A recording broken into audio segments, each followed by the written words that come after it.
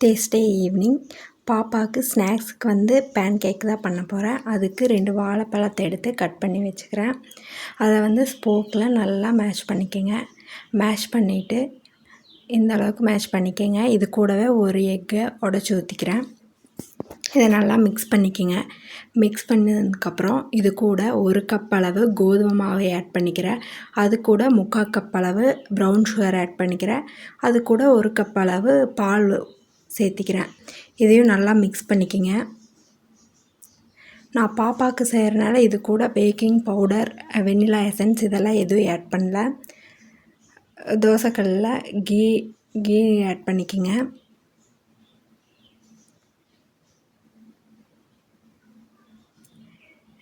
Mix பண்ணி வச்சுருக்க மாவை இதில் சேர்த்திக்கிங்க.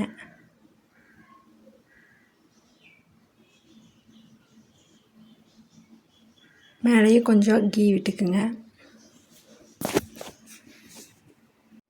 கிட்ஸ் விரும்பி சாப்பிடுவாங்க. ட்ரை பண்ணி பாருங்கள்.